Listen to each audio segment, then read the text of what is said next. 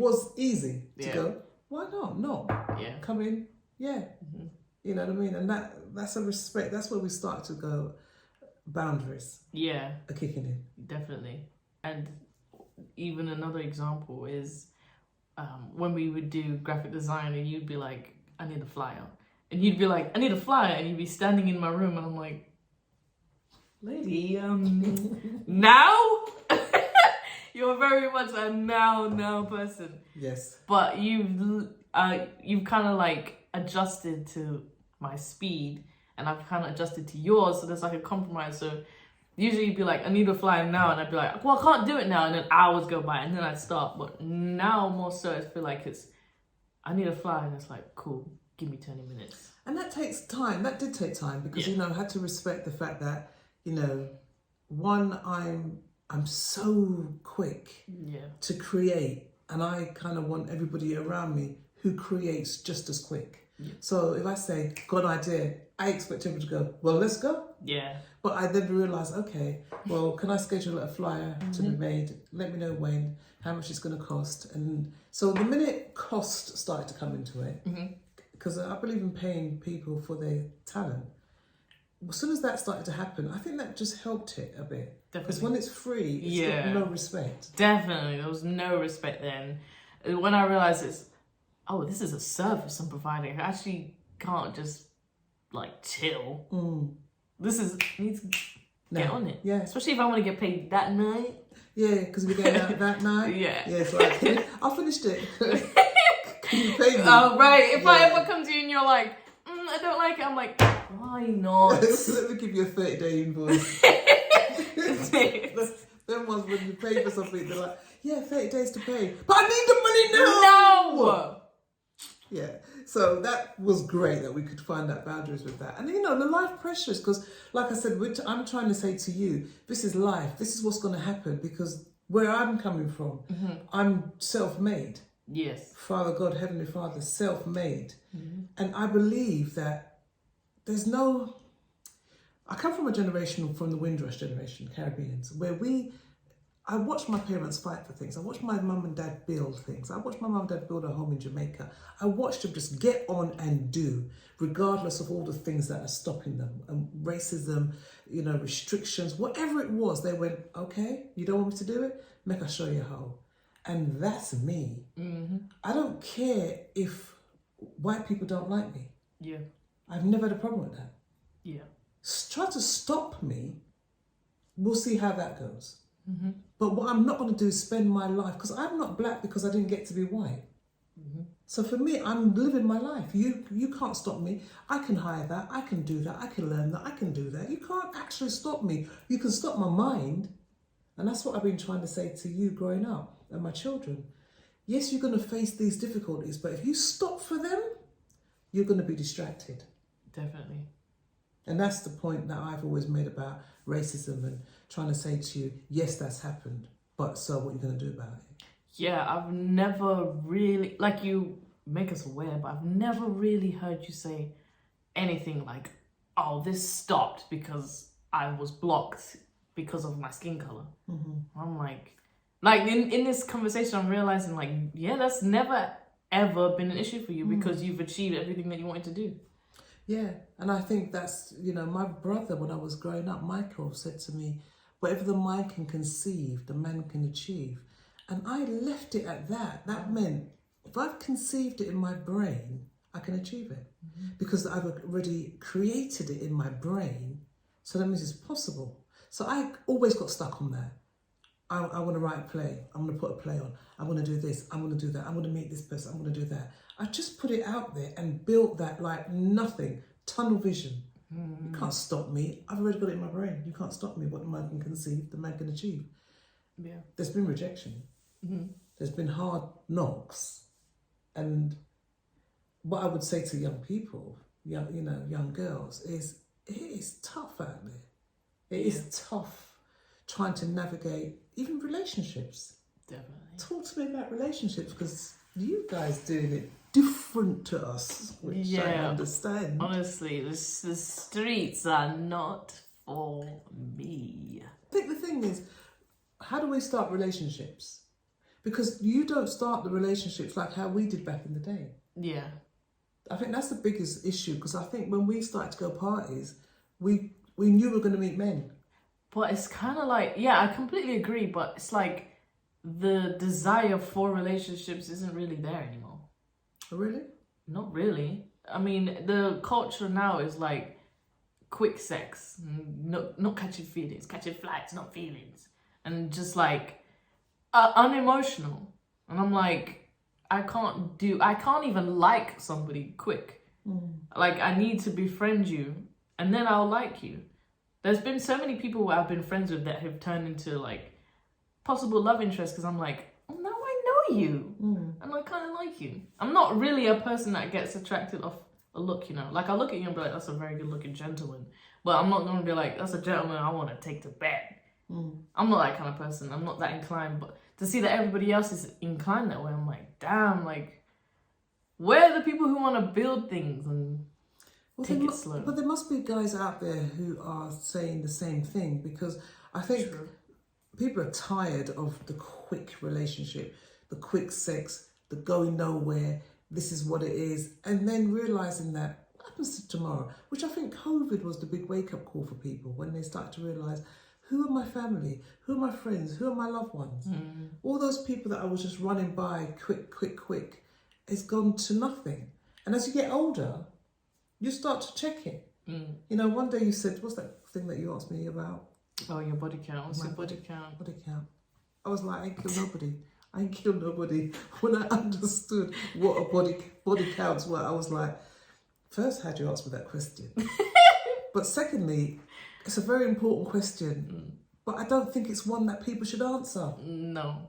I think if your body count is your business.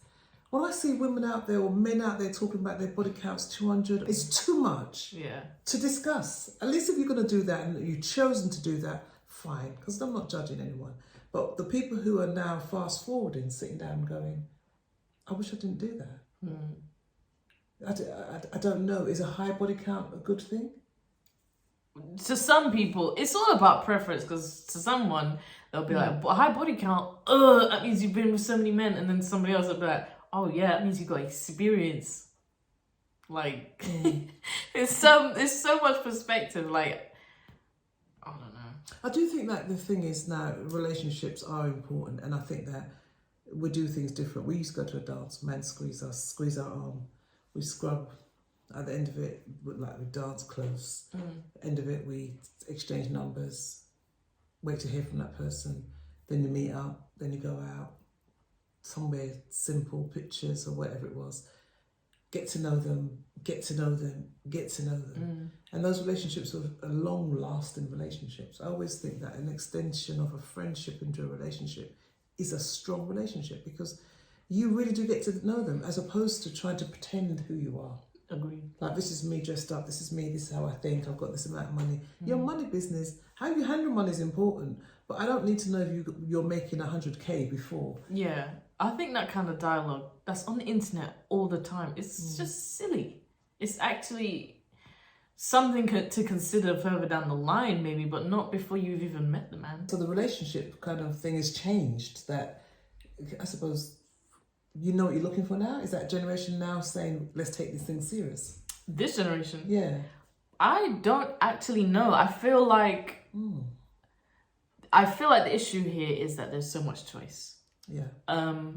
You can meet somebody in central London today, you'll go on your phone on the way home and see somebody in America, but because it's so accessible on your phone, it seems like a possibility. Like, you could actually get into a long distance relationship with somebody that's in America.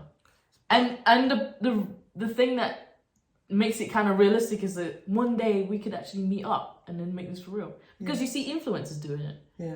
Like, there's this influencer, Tony, I forget her surname, but she met her husband, and he's American, and I think they fly back and forward, and I'm like, it can be done. So it's like, I think everyone's thinking, why should I settle for somebody in this country when there's somebody in another country? Yeah, Brazil or something. So the influencers have a real influence on... Definitely. They are seriously influencers. I've seen myself be influenced, and it takes a strong mind, and it takes a to be aware to undo it or to be impervious to influence. But it's kind of hard because, you know. Because sometimes you can hear the influence.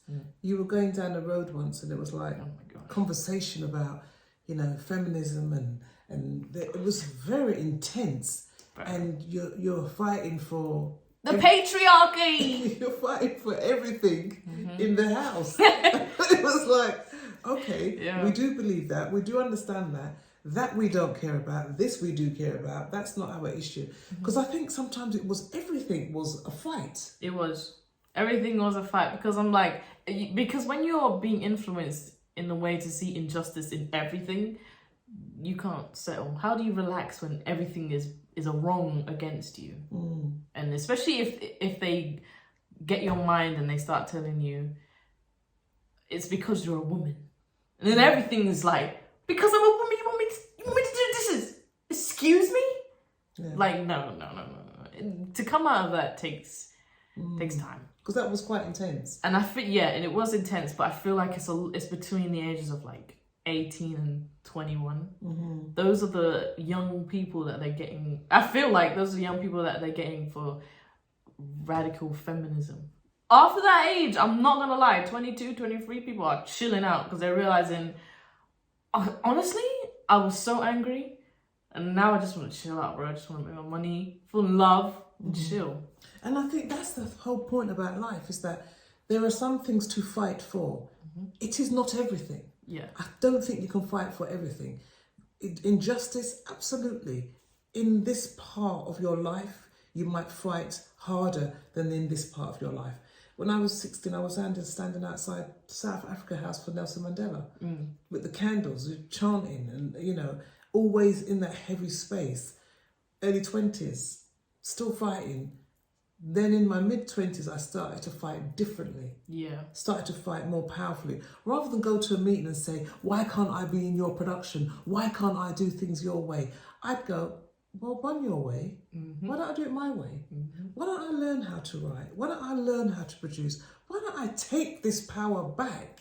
So sometimes, when I was saying earlier, that fight can be a distraction. Definitely. Because some people are not going to change. Yes. And I do not for the life of me want to be somebody sitting there going, please give us, please, can I have some more? You know, diversity and all those things, yeah, they're great.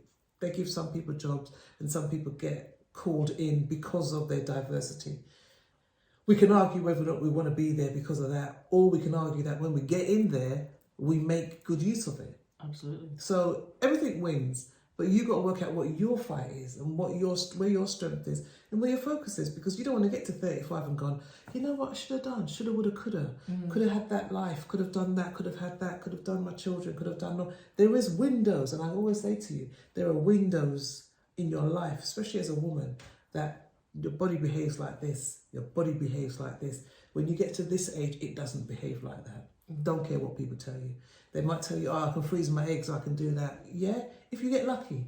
And those things cost money. And the NHS putting those not down to freeze.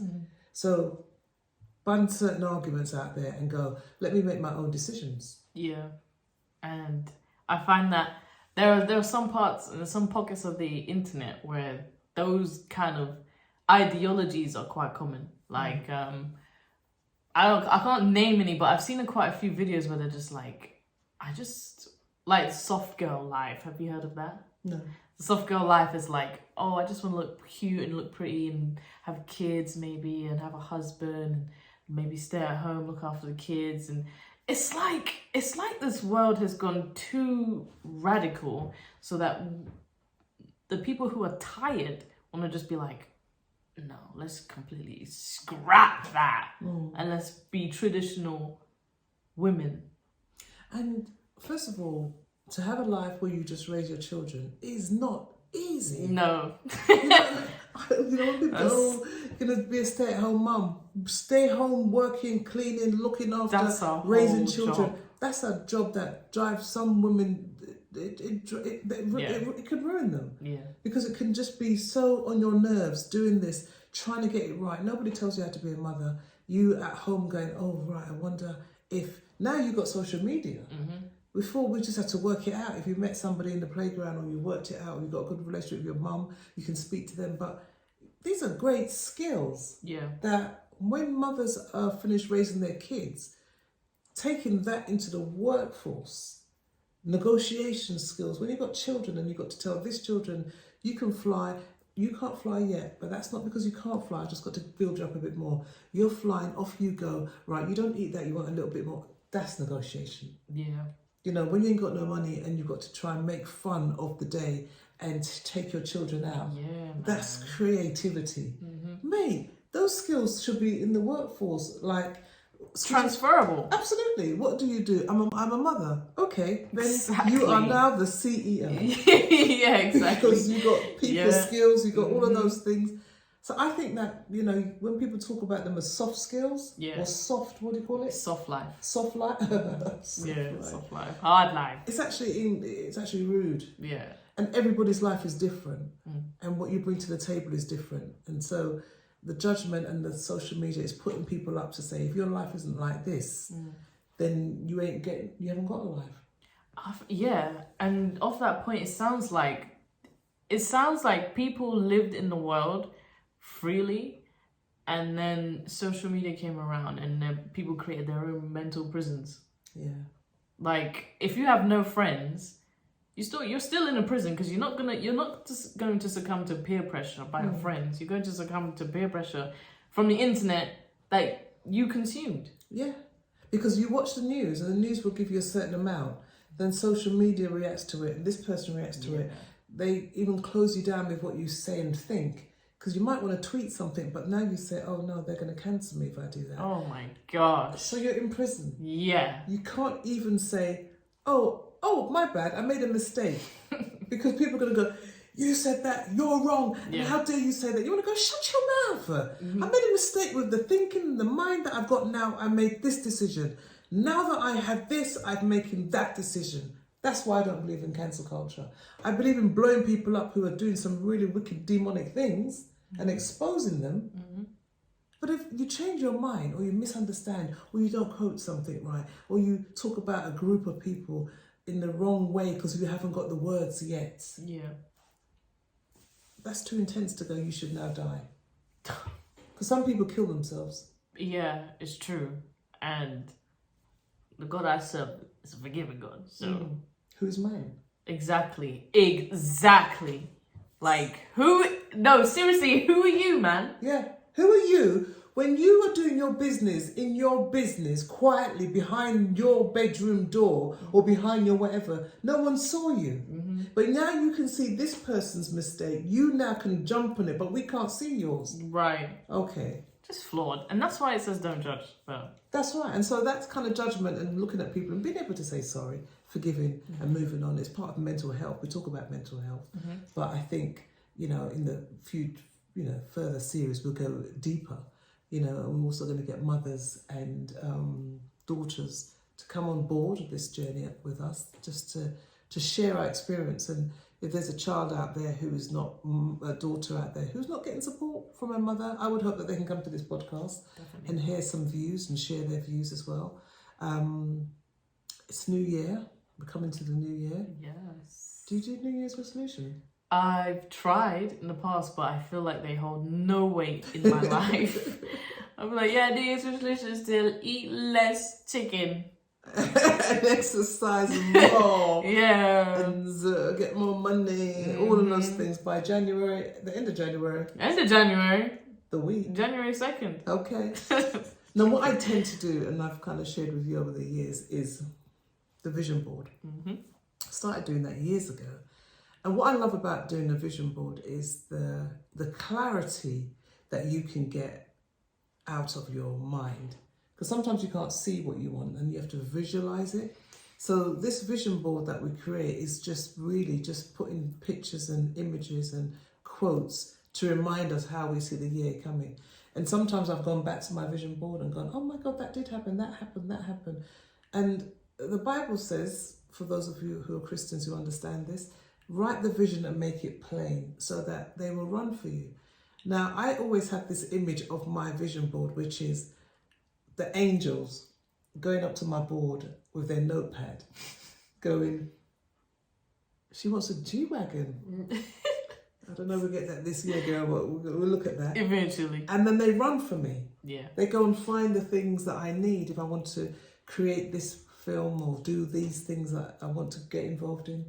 And those things will start to come to me because I've voiced it and the angels have gone out to get it.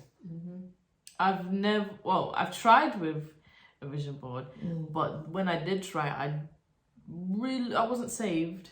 So I didn't really believe my belief was like faltering. It was in and out. And so when I was making my vision board, maybe it was probably like 2017, I was writing down, I was like,